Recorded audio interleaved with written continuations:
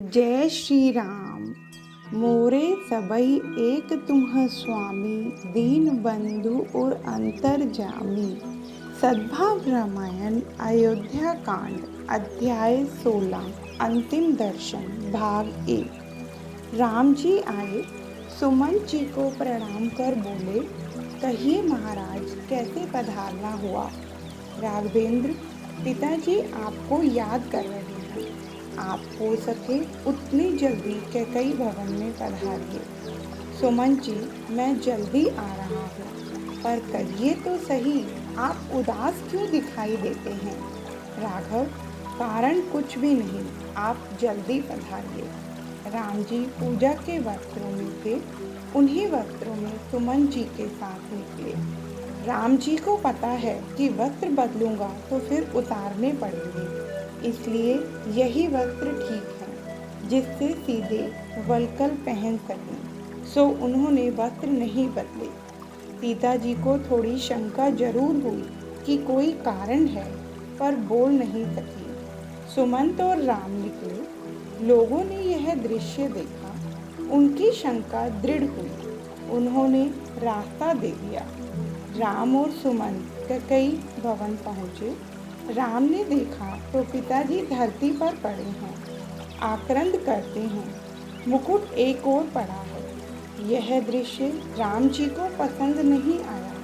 राम जी का स्वभाव अति कोमल है, उन्होंने किसी का दुख देखा नहीं था। आज पिताजी की आंख में आंसू गिरते देख उनका दिल भर आया। सुमंत जी से पूछा, सुमंत जी, पिताजी को क्या हुआ। सुमंत जी, मैं भरत, लखन और शत्रुघ्न जैसे 4 पुत्र हैं और हमारे पिताजी को यूँ रोना पड़े, यह हमारे लिए शर्म की बात है। कहिए सुमंत जी, पिताजी क्यों रो रहे हैं। राघवेंद्र, मेरे पास कोई जानकारी नहीं। मैंने अपना जीवन रघुवंश की सेवा में अर्पण किया है, पर महाराज दशरथ जी इतने दुखी मैंने इससे पहले कभी नहीं देखे। राघवेंद्र, कोई भयानक कारण है। राम ने पिता के चरण वंदन किए। सुमंत ने राजा को तकिया देकर बिठाया और कहा, महाराज राम आए हैं। राघवेंद्र आपको वंदन करते हैं। राम आए हैं ऐसा सुनकर तड़पती मछली पर किसी ने ठंडा पानी डाला हो, ऐसी अनुभूति दशरथ जी की हुई। उन्होंने राम के दर्शन किए। राम का हाथ पकड़कर वे रो पड़े। यह देख राम जी के नेत्र गीले हो गए। दशरथ जी बोले, बेटा, चाहे जो भी हो, भले ही मुझे नर्क में जाना पड़े, भले ही लोग मेरी टीका करें, पर बेटा तू मेरी आज्ञा का उल्लंघन करना, हमें छोड़कर वन में मत जाना। पिताजी, आप क्या कहना चाहते हैं, यह समझ में नहीं आया। कारण क्या है। राम ने कहा। महाराज दशरथ कारण नहीं बता सके। राम जी ने सुमंत से बार बार पूछा, पर सुमंत जी के पास कोई जानकारी नहीं थी। अब देश धरती पर गिर पड़े। राम जी चिंतित हैं कि कई माँ को वंदन कर पूछा, हे माँ, पिताजी के दुख का कारण जल्दी बता। माँ, मुझसे कोई अपराध तो नहीं हुआ। माँ, ऐसा तो नहीं हुआ ना कि रघुवंश की मर्यादा मुझसे टूटी हो और पिताजी मुझसे कह ना सकते हैं। कहो ना माँ। कैकई ने राम से कहा, बेटा ऐसा कोई कारण नहीं, एक ही कारण है और वह यह है कि राजा को तुझ पर बहुत प्रेम है। वह प्रेम ही इस दुख का कारण हुआ है। माँ, पुत्र पर पिता का प्रेम हो, यह कोई नई बात नहीं, पर मेरे पिताजी इतना क्यों रोते हैं, यह मेरी समझ में नहीं आता। माँ, मुझसे सच्ची बात कहो। बेटा, बात ऐसी है कि तेरे पिताजी आज शाम को आए और तेरे राज्याभिषेक की खुशी में मुझे वचन मांगने को कहा।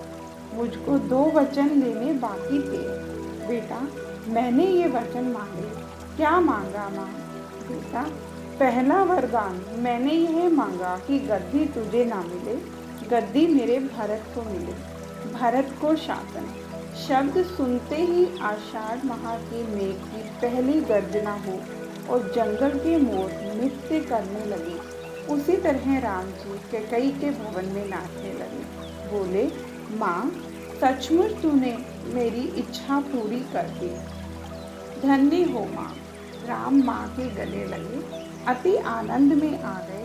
राम जी ने फिर माँ से पूछा, माँ, दूसरा वरदान तूने क्या मांगा? बेटा, दूसरा वरदान मैंने यह मांगा कि तपस्वी का वेश धारण कर, उदासीन व्रतों का पालन कर, 14 वर्ष तुझे वन में रहना है।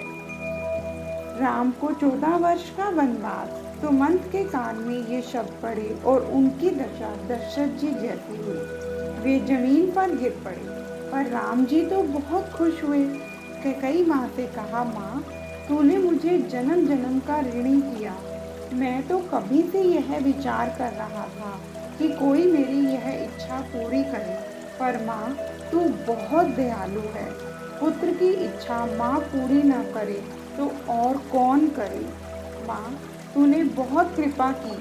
मेरा भरत राजा बनेगा और मांडवी राजरानी बनेगी।